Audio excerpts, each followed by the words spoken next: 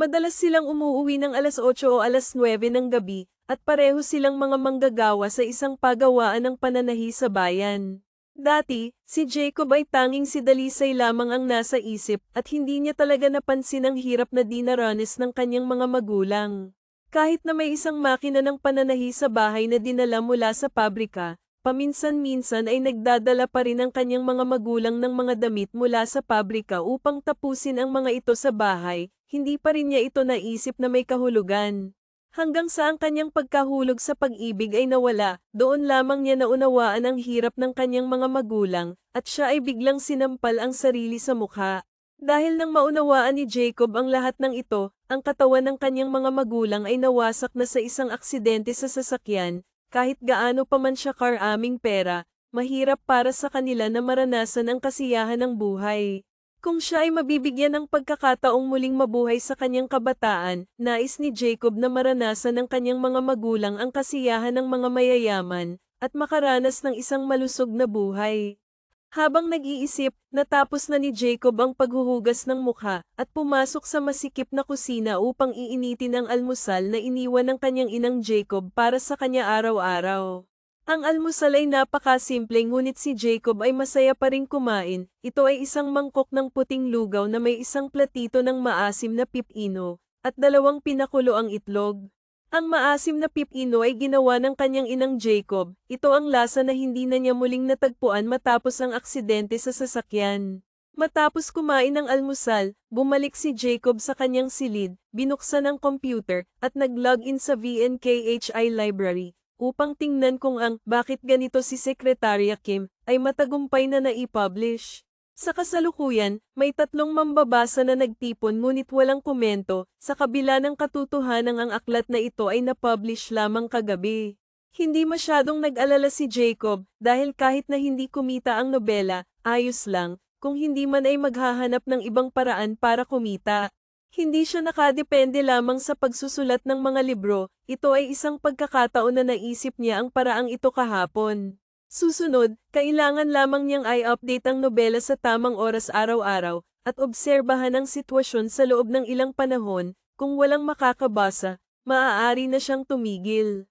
Ngayon, may mas mahalagang bagay na dapat gawin si Jacob, iyon ay ang plano para sa sariling pagbabago. Para sa isang kumpletong pagbabago, tiyak na kailangan niyang baguhin ang kanyang hairstyle, at ang mga lumang damit ay dapat palitan, ngunit ang 2 bagay na ito ay napakadali, kailangan lamang ng kanyang online fashion sense, at may pera, maaari na itong ayusin agad. Kaya, hindi ito kailangang madaliin. Sa madaling salita, ang simpleng pagbabago ng hairstyle at damit ay hindi sapat upang makaramdam ng kasiyahan si Jacob. Ang kanyang hinahangad ay isang tunay na kumpletong pagbabago, siya ay naghahanda para sa isang pagbabago na talagang magugulat sa lahat. At upang makamit ang ganitong layunin, hindi maiiwasan ang pag-eehersisyo. Dapat malaman na si Jacob, sa kabila ng kanyang taas na 1 metro at 82, at may mga binti na mahahabang akma sa gintong proporsyon. Ngunit kung tatanggalin ang kanyang mga damit, matutuklasan na mayroon siyang maraming malambot na laman, kahit na ang tiyan ay kapag pinindot ay may pakiramdam na medyo malambot. Ito ay hindi dahil sa katabaan, kundi dahil sa kakulangan ng ehersisyo sa mahabang panahon, ang laman ay medyo malambot. Kaya, tiyak na kailangan ni Jacob na sanayin ang kanyang mga kalamnan upang maging matatag, at kailangan ding magkaroon ng abs, upang makamit ang visual effect na mukhang payat kapag nakadamit, at may laman kapag walang damit. Kung hindi, hindi ba't sayang ang lahat ng mga likas na kondisyon na ibinigay sa kanya ng langit? Huwag din isipin na ang layuning ito ay napakahirap, hindi na kailangan ng mamahaling protein powder, at hindi na kailangan ng mga high-intensity na ehersisyo. Ang antas na ito na nais iporsige ni Jacob, sa katunayan, ay kailangan lamang ng sapat na disiplina, at patuloy na pagsasanay sa katawan, para sa karamihan ng mga 18 taong gulang na kabataan. Ito ay tiyak na maabot ang layunin. At sa kasalukuyan, wala pang 2 buwan bago ang pasukan, ang panahong ito ay tiyak na sapat para kay Jacob na sanayin ang katawan na halos umabot sa pamantayan na kanyang ninanais. Matapos mag-isip ng mabuti, si Jacob ay naghanda na lumabas para tumakbo. Ito ay isang klasikong aerobic exercise na hindi nakakasira sa tuhod para sa mga kabataan. Siyempre, bago lumabas, hindi nakalimutan ni Jacob na maglaan ng 10 minuto para sa stretching. Kahit gaano pa siya kabata, hindi dapat kalimutan ang mahalagang hakbang ng warming up bago mag-ehersisyo. Ang pag-eehersisyo ay dapat na siyentipiko, at tiyak na dapat itong unti-unting umusad. Sa kanyang nakaraang buhay, si Jacob ay may sariling personal na trainer, kaya't hindi siya estranghero sa iba't ibang mga proseso ng pagsasanay, at batay sa kanyang sariling kondisyon, nakahanap din siya ng isang epektibong proseso. Sa kabila ng lahat, kailangan niyang umarte, madalas na kailangang magbawas ng timbang o magdagdag ng timbang, sanay na siya, kung minsan kahit alam niyang masama ito sa katawan, wala na siyang ibang magagawa. Sa buhay na ito, hindi siya umaasa sa pagkanta at pag-arte upang makakuha ng kabuhayan, kaya't ang pag-eehersisyo ay tiyak na dapat gawin sa pinakamalusog na paraan. Matapos ang stretching, si Jacob ay nagsuot ng side swept bangs at nagsimulang tumakbo sa umagang ito. Sa simula, tumakbo siya ng dahan-dahan upang bigyan ng espasyo ang tiyan na matuno ang almusal. Pagkatapos ay unti-unting pinabilis ang takbo, unti-unting nag-aangkop sa pakiramdam na ito. Isinasaalang-alang na ngayon ay unang araw ng kanyang pag-eehersisyo, mas mabuti nang tumakbo ng 1 oras, at kung gaano karaming kilometro ang kanyang tatakbuhin ay depende sa kanyang lakas. Sa kabila ng katotohanan na ang kanyang bahay ay nasa ika-6 na palapag, araw-araw ay umaakyat at bumababa, ang kanyang katawan ay tiyak na nasa average na antas sa mga estudyanteng high school, inaasahan na ang 1 oras na takbo ay walang problema. Dapat sabihin na ang pagtakbo ay talagang kamangha-mangha, tila ito ay napaka-flexible. Kapag ikaw ay pagod na sa isang tiyak na antas, unti-unting mawawala ang pagod, tila ang katawan ay ganap na umaangkop sa ritmo ng pag-usad. At yun ang oras na siya ay pinakapagod, nanginginig ang kanyang mga binti, unti-unting bumabagal ang takbo, ang kanyang katawan ay kusang bumababa, at ang kanyang paghinga ay labis na mabigat, parang gusto na niyang bumagsak anumang oras. Ngunit pagkatapos ng pagngisi ng ngipin at pagtitiis ng kaunting distansya, ang kanyang takbo ay muling bumilis ng kaunti, at ang kanyang katawan ay hindi na gaanong pagod tulad ng dati, kahit ang tunog ng hangin sa kanyang mga tainga ay tila naging mas kaaya-aya. Ang sikat ng araw sa umaga ng tag-init ay unti-unting nagiging matindi, tumtsuan sa mga dahon, ang damit ng binatilyo ay basang-basa, isang paa ang naglalakad sa mga piraso ng lupa. Ang ritmo ng paghinga ay pantay-pantay, tila siya na lamang ang natitira sa mundo. 3 km, 5 km, 7 km. Sa loob ng 1 oras, nakatakbo siya ng mga 7 km, at naramdaman ni Jacob na para siyang hinayla mula sa tubig, ang buong katawan ay walang tuyong bahagi. Hindi siya tumigil kaagad, habang naglalakad siya ay pinapabuti ang kanyang plano sa pag-eehersisyo sa kanyang isipan. 8:00 pa rin ang gising ay masyadong huli. Ngayon ay tag-init, pagkatapos tumakbo ay sobrang maaraw, bukas ay 7:00, hindi, 7:30. Kailangan kong magdagdag ng mga ehersisyo tulad ng push-ups, ayon sa pamamaraan ng aking personal na trainer sa nakaraang buhay, tiyak na magkakaroon ng resulta sa lalong madaling panahon. Naramdaman niyang ang bawat hakbang ay parang napakabigat. Gayunpaman, pagdating sa bahay, nagpatuloy si Jacob na mag-ehersisyo ayon sa nakatakdang plano, nag-ehersisyo para sa mga pangunahing bahagi ng katawan tulad ng dibdib, tiyan, at pagkatapos ay hinayla ang pagod na katawan sa sukdulang antas, nagluto ng isang simpleng tanghalian. Ang kanyang mga magulang ay kumakain ng tanghalian sa pabrika kaya hindi umuwi, kaya't si Jacob ay palaging nag-aasikaso ng kanyang tanghalian.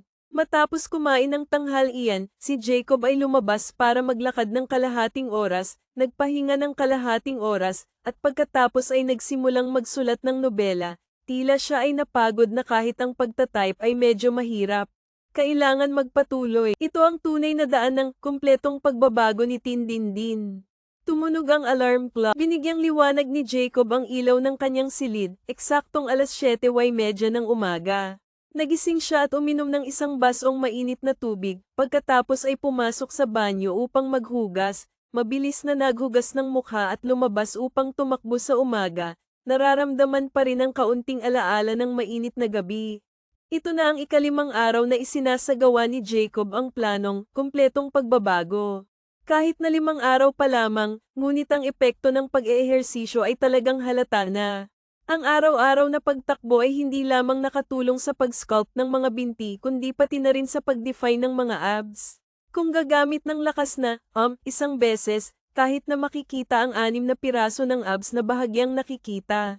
Natapos ang umagang pagtakbo, umuwi siya ng alas 7:20 ng umaga, eksaktong oras na handa na ang kanyang mga magulang na umalis. Nagulat ang kanyang ama nang makita si Jacob, ilang km ang tinakbo mo ngayon? 5 km. Ngumiti si Jacob sa gabi ng pagsasagawa ng plano para sa kabuoang pagbabago. Habang kumakain ang pamilya, sinabi ni Jacob sa kanyang mga magulang ang tungkol sa kanyang plano sa pag-eehersisyo, ngunit hindi ito pinansin ng mga magulang. Sa huli, nagpatuloy si Jacob hanggang sa ika-5 araw, at mukhang talagang nasisiyahan. Sa wakas, naniwala na ang mga magulang na seryoso si Jacob, ngayon ay nagigising ang bata ng kalahating oras ng mas maaga kaysa sa kanyang mga magulang na papasok sa trabaho. T.I. Tumingin ang inang Jacob kay Jacob nang may kakaibang tingin, may nangyari bang kakaiba sa'yo? Umiling si Jacob, hindi niya maaring sabihin sa mga magulang na siya ay nagsusumikap dahil gusto niyang magkaroon ng prioridad sa pagpili ng kapareha sa kolehiyo. Kahit nabukas ang isip ng mga magulang, tila maaga pa para sa ganitong usapan. Sige, ipagpatuloy mo lang, aalis na kami sa trabaho, may pagkain sa mesa para sa agahan. Nauunawaan din ng inang Jacob si Jacob, at sa kanyang hitsura, hindi ito mukhang may nangyaring kakaiba kaya't hindi na siya nagtanong pa, nagbigay ng ilang paalala at umalis kasama ang tatay Jacob. Opo, dahil sa katawan na ito ay walang batayang pagsasanay, kaya ilang araw na ang nakalipas, nag-ehersisyo siya ng labis, ang mga kalamnan ay nag-ipon ng maraming lactic acid, at ang sakit na iyon ay karaniwang nagiging sanhi ng kahirapan kay Jacob na makalakad. Mas masahol pa ang pag-akyat sa hagdang bato, kailangan niyang sumandal sa handrail, naglalakad ng paika-ika sa bawat hakbang, 2 hakbang para makasampa sa isang baitang, naniniwala ka ba? Pero ngayon, kahit na medyo masakit pa rin ang mga kalamnan, mas mabuti na ito kumpara sa simula. Matapos mag-almusal, bumalik si Jacob sa kanyang silid, sanay na binuksan ang website ng Talaulan, at nag-click sa kanyang nobela. Pamagat ng libro, Anong Nangyari kay Ulan? Bilang ng mga bookmark, 1536. Bilang ng mga salita, 40,234. Katayuan, nakapirma ng kontrata. Oo, nakapirma na ang nobela. 2 araw na ang nakalipas nang ipadala ang kontrata, kahapon ay binago ang katayuan. Sa ngayon, hindi pa ito naipakilala sa website, ang lahat ng mga bookmark ay dahil sa sariling pagsisikap, ngunit ang seksyon ng mga komento ay hindi na tulad ng dati nang binuksan ang kwento, walang tao. Mabilis na update, hindi makatulog. Noong una akala ko ay baguhan ang may akda, ngunit natuklasan kong siya ay isang master. Ang kwento ay nakakatawa. Sobrang galing ni 9 buwan, tinatawag kong, Ulan, na bagong modelo ng boss na mapang api, sinusuportahan si Andres. Ang ibang mga boss na mapang api ay malamig at gwapo ngunit hindi alam, ang boss na mapang api sa kwento ng may akda ay hindi lamang gwapo kundi alam din, mayabang pa, tuwing may makitang refleksyon ay kailangan magsalamin, talagang tumama sa aking nakakatawang punto alternasyon. Puno ng amoy ng Trang NHI at Mary Sue, ako ay aso, gusto kong manood. Hahaha, gusto kong batikyusan ang pangalang Andres ngunit habang pinapanood ko, talagang bagay na bagay ang pangalang ito sa pangunahing tauhan. Ito ang unang pagkakataon kong makapanood ng ganitong nakakatawang boss na mapang api. Ano na bang mga kwento ang naisulat ni 9 buwan noon? Ang seksyon ng mga komento ay puro tawag na, thai-thai.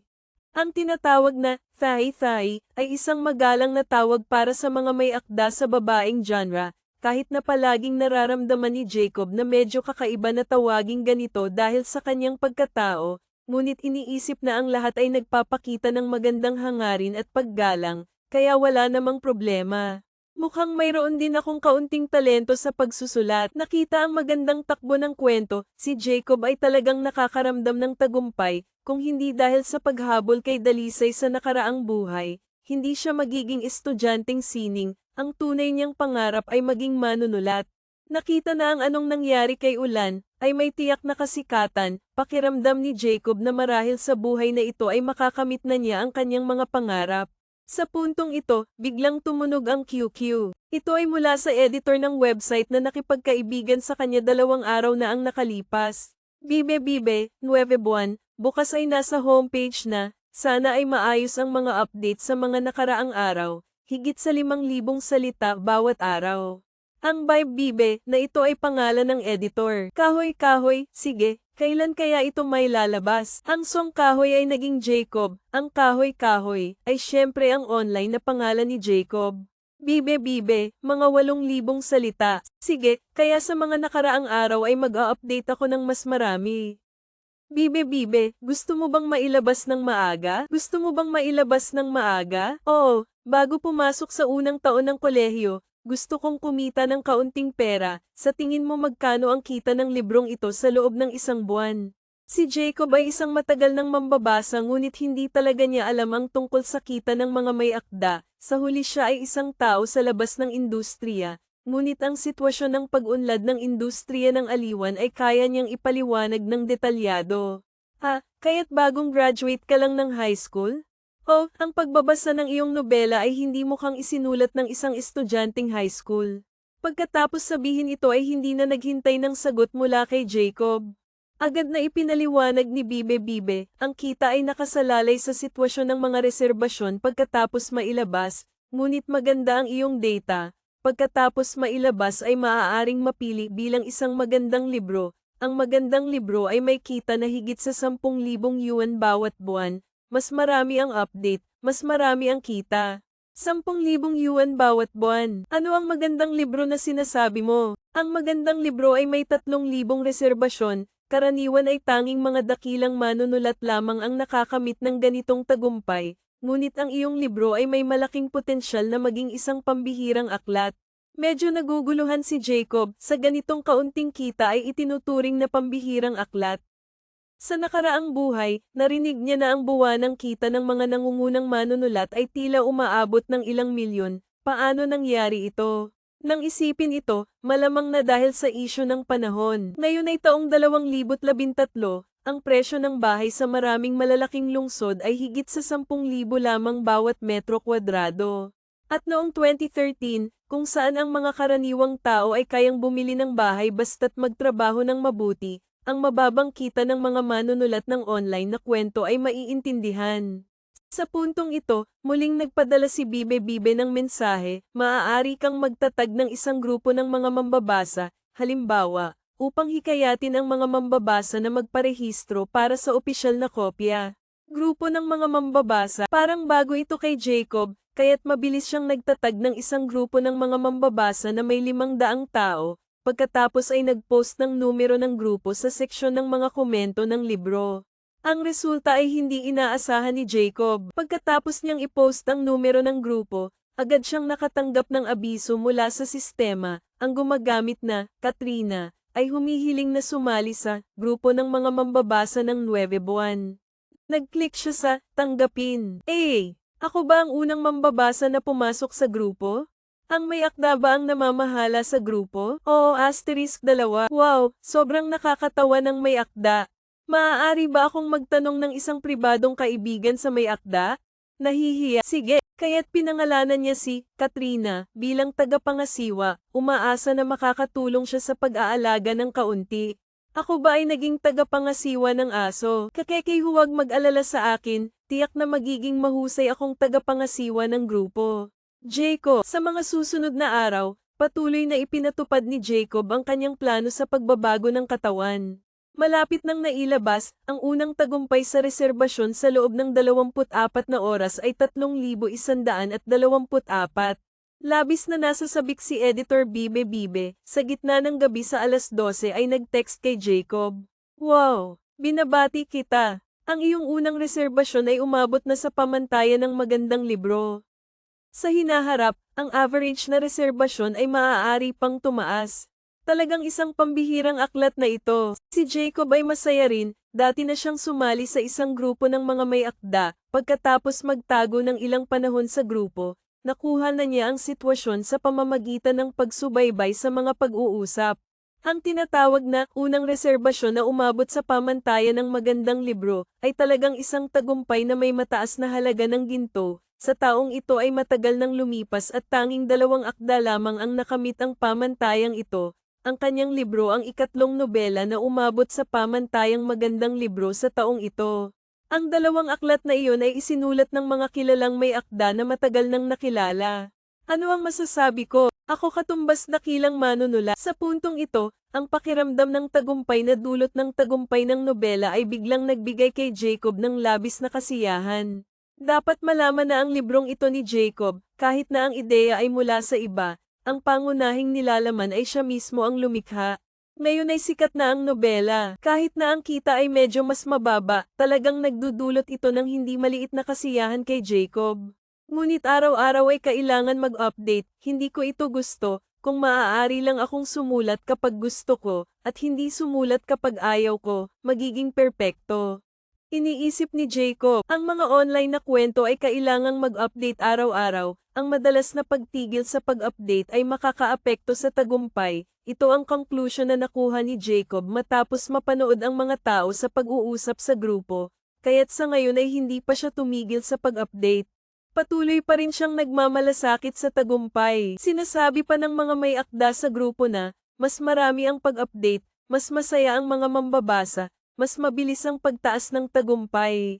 Sa huli, si Jacob ay wala nang ibang ginagawa kundi ang mag-ehersisyo, kaya't sinubukan niyang tingnan kung makakapag-update siya ng mas maraming nilalaman araw-araw. Siyempre ay dapat tiyakin ang kalidad ng teksto. Ang resulta ay talagang ganito. Ang average na bilang ng mga reserbasyon ay mabilis na tumaas. Pagdating ng buwan ng Agosto, ang "Bakit ganito si Ulan" ay umabot na sa higit 7,000 average na mga taga-subaybay. Kung magpapatuloy ang pagsusulat, sino ang nakakaalam, baka umabot pa ito ng 10,000 taga-subaybay. Pero kasabay ng tagumpay na iyon, may mga problema ring dumarating. Malapit nang matapos ang libro ni Jacob. Sa kasalukuyan, ang nobela ay umabot na sa 150,000 na salita. Ayon sa balangkas ni Jacob, ang librong ito ay hindi lalampas sa 20,000 salita, dahil sa simula pa lang ay plano niyang magsulat ng isang maikling kwento. Kung mas marami pang isusulat, tiyak na magiging bland ito. Sa kanyang unang nobela, ayaw ni Jacob na magsulat ng dagdag para lang sa kaunting kita mula sa royalty. Talagang hindi ito kinakailangan.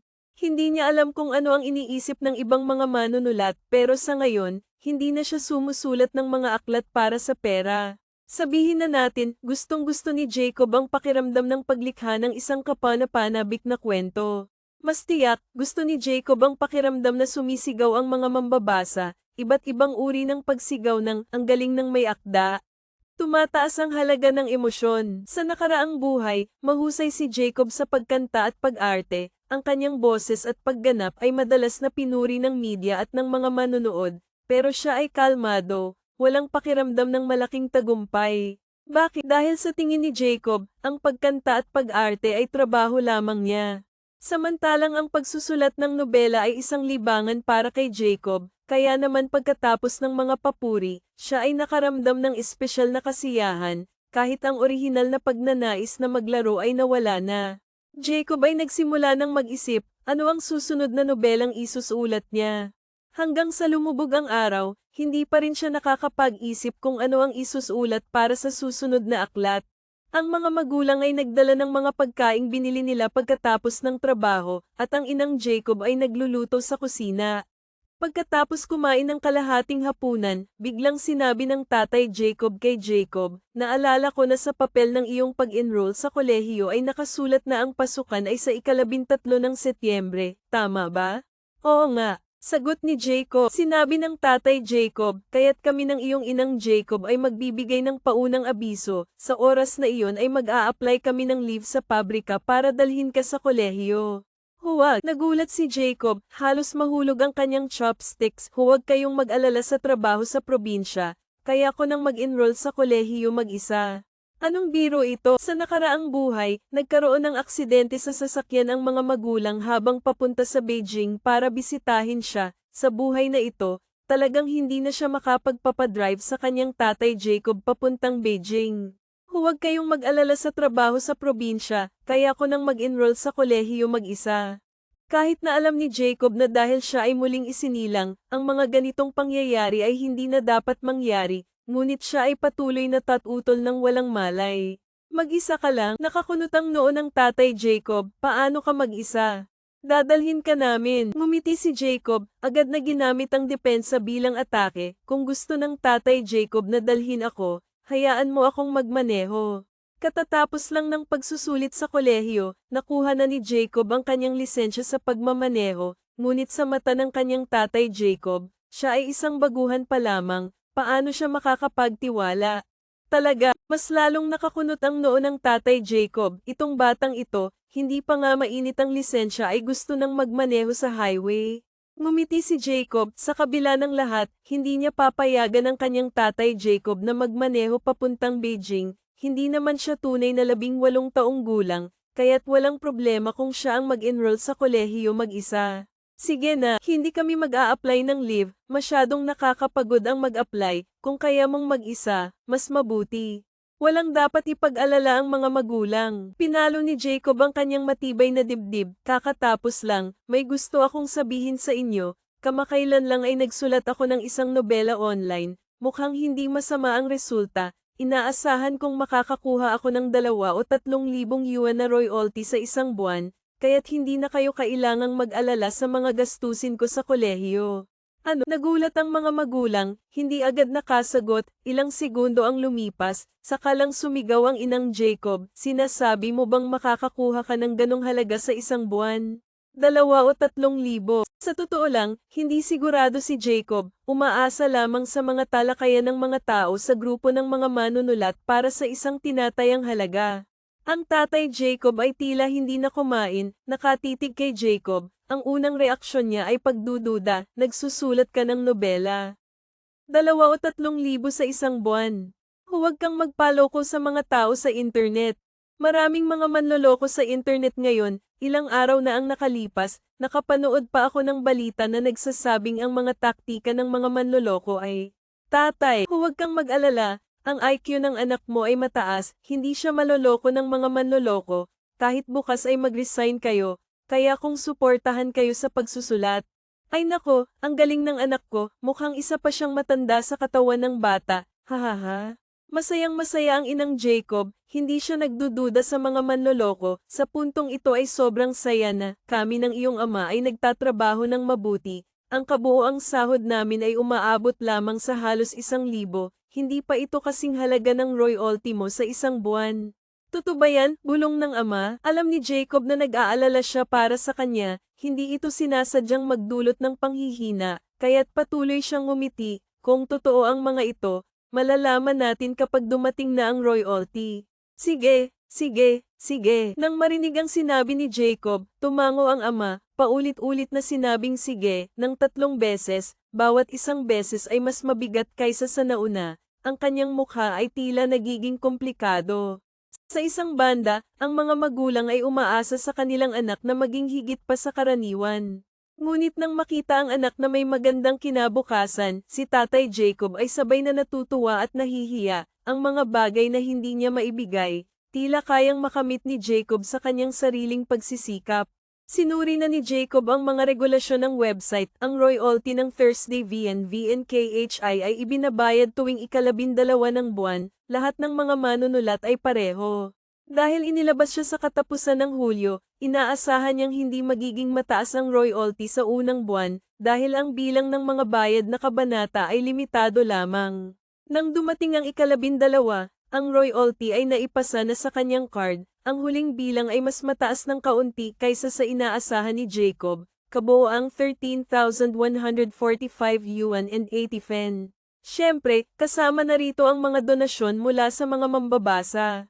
Mukhang tama ang kanyang desisyon na sumulat ng kwentong pag-ibig, ayon sa mga manunulat sa grupo, parang mas mataas ang kita mula sa mga kwentong pag-ibig kumpara sa mga kwentong lalaki.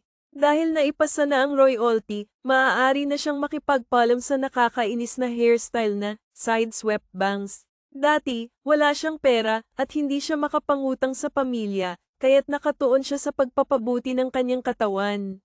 Ngayon na natanggap na niya ang kanyang unang royalty, nagdesisyon si Jacob na umalis ng bahay, tumakbo papunta sa pinakasikat na barbershop sa bayan. Kahit na ang barbershop na iyon ay mga 6 na kilometro mula sa kanyang bahay. Pero si Jacob ngayon, basta nasa loob ng 10 kilometro, tumatakbo siya kahit saan. Kapag napagod, naglalakad, sa anumang paraan, hindi siya makasakay ng sasakyan, dapat niyang samantalahin ang bawat pagkakataon para mag-ehersisyo. Maligayang pagdating, Ginoo. Nang pumasok si Jacob sa barbershop, isang babaeng staff ang yumuko at bumati. Maligayang pagdating, Ginoo. Nang pumasok si Jacob sa barbershop, isang babaeng staff ang yumuko at bumati. Kahit na nang makita ang hairstyle ni Jacob, tila naguguluhan ang kanyang labi, marahil ay naaalala ang lahat ng hindi magandang karanasan sa buhay, kung hindi, tiyak na natawa na siya. Tiningnan ni Jacob ang babae, kung gusto mong tumawa, huwag mong pigilin, hindi ito maganda para sa mga bato. Haha, hindi tumawa ang staff, marahil ay sanay na siyang hindi tumawa, kahit gaano pa ito kakatuwa. Ngunit isang masiglang babae na nagpaday ng buhok sa tabi ay hindi nakatiis at tumawa, at tinukso si Jacob, pare, sobrang artistic ng hairstyle mo. Mamaya, siguradong magiging dahilan para umiyak ako sa ganda mo. Hindi pinansin ni Jacob ang masiglang babae, humiga siya sa shampoo bed sa loob. Maingat na nag-shampoo ang babae, habang nag-shampoo ay nagtanong, may kilala ka bang barber? Si The CHN. Si Tomas. Si Tomas ang head barber dito. Siya nga, si Tomas ang head barber ng barbershop na ito, at sa hinaharap ay magiging personal na barber ni Jacob. Marami na siyang dinisenyo na hairstyle para sa kanya, at lahat ay naging matagumpay. Siyempre, sa puntong ito, hindi pa kilala ni Tomas si Jacob. Pero okay lang, basta kilala ni Jacob siya. Matapos ang shampoo, umupo si Jacob sa upuan sa harap ng salamin, at makalipas ang ilang sandali, isang batang lalaki ang lumitaw sa likod niya. Kamusta? Ang batang lalaki ay si Tomas, ang magiging personal na barber ni Jacob sa hinaharap. Mukhang kakaiba ang customer. Narinig ko ang tungkol sa iyo. Gupitan mo ako ng undercut, halos katulad ng maikling buhok at crew cut pero dapat ang haba ay tama lang. Dapat may natural na transition sa gilid, at dapat nakalantad ang noo. Nagbigay si Jacob ng sunod-sunod na mga kahilingan. Dahil tag-init na ngayon, mas madali ang maikling buhok alagaan, at ang pagkakalantad ng noo ay makadagdag sa pakiramdam ng kasariwaan. Nang marinig ni Tomas ang sunod-sunod na mga kahilingan ni Jacob, at tila napaka-professional pa, napanganga ang head barber. Hindi nakatiis na magtanong pa, at nang makuha ang mga detalye ng mga kahilingan ni Jacob, medyo nagulat siya. Sa mga narinig kong kahilingan mo, mukhang marami kang alam tungkol sa pagputol ng buhok, hindi ka mukhang tao na pwedeng magpatuloy sa hairstyle, naka-tumbler, na ito. Sabi ni Tomas, hindi kailanman malalaman ng barber na ito na ang lahat ng sinasabi ni Jacob ay natutunan niya mula sa kanya sa hinaharap. At tungkol sa mga saloobin ni Tomas, ngumiti lamang si Jacob at sinabi, bawat hibla ng buhok ko ay nagmumula sa pagmamahal ng aking matigas ang ulo na ina. Ang pagmamahal ng ina, napakunot ang noo si Tomas, tila naintindihan niya ang kaunti, tumango at sinabi, sige, simulan na natin. Kahit na sinasabi niyang, simulan, hindi agad kumilos si Tomas. Sa halip, tumayo siya sa likod ni Jacob, at tiningnan ang kanyang ulo sa salamin habang inihahambing ang iba't ibang estilo. Matagal na panahon ang lumipas bago siya nagsimulang maggupit, nag-aalangan sa pagputol. Si Tomas ay naggugupit ng buhok ng napakabagal, sa nakaraang buhay, napansin din ni Jacob na mabagal siya. Pero sa tuwing natatapos ang gupit, ang buhok ay mukhang napakaganda, kaya't kayang tiisin ni Jacob ang kabagalan ng batang ito. Talagang mabagal pero tiyak. Halos isang oras ang lumipas bago natapos ni Tomas ang gupit para kay Jacob, at si Jacob ay nakaupo na parang namamanhid na. Nang itaas niya ang kanyang ulo at tumingin sa salamin, ngumiti si Jacob, hindi may kakaila na si Tay Tomas ang kanyang personal na barber sa susunod na buhay. Sa mga sandaling iyon, ang kanyang sarili sa salamin ay tila nagbago, tuluyan ng nagpaalam sa nakakatawang bowl cut ng nakaraan. Sa halip, mayroon na siyang undercut na pinagsasama ang mga klasikong elemento ng mga katulad na estilo tulad ng crew cut at maikling buhok na talagang bagay na bagay sa mukha ni Jacob, parang ito ay dinisenyo para sa kanya. Hindi ba't sinasabi ng lahat na ang bald na ulo ang tanging pamantayan para suriin ang isang gwapo ngayong taon? Sa totoo lang, ang estilo ng buhok ni Jacob ay talagang mapili, lalo na ang mga tampok na dapat sapat ang lakas para suportahan ito. Kung hindi, magiging napaka-bland. Ngunit ang mga tampok ni Jacob ay talagang magaganda. At sa karagdagan, dahil sa kanyang matinding pag-eehersisyo kamakailan, ang kaunting taba sa kanyang mukha ay tuluyan ng nawala. Mga anggulo na malinaw na parang inukit sa bato, kasama ang perpektong hugis ng panga, ay nagbibigay kay Jacob ng isang maluwag na anyo, kahit na may kaunting kaakit-akit na kalokohan. Ang masiglang babae na nag-aayos ng buhok sa tabi, na dati ay nang-aasar sa estilo ng buhok ni Jacob na parang sining, ay ngayon ay lihim na nakatingin sa kanya, bahagyang namumula ang mukha, mahigpit na hawak ang telepono sa kamay, at sa isip ay nag-iisip kung paano siya makikipag-ugnayan kay Jacob. Hindi lamang siya, ang iba pang mga empleyado o customer sa salon ay nakapansin kay Jacob matapos ang kanyang gupit, ang kanilang mga mata ay kumikislap sa pagkabigla. Sino ang gwapong lalaking ito? Kailan siya pumasok dito? At si Jacob, sa ganitong sitwasyon ng napapaligiran, ay walang bahid ng hiya o pagkahiya, sanay na siya sa mga lente ng kamera na nakatutok sa kanyang mukha.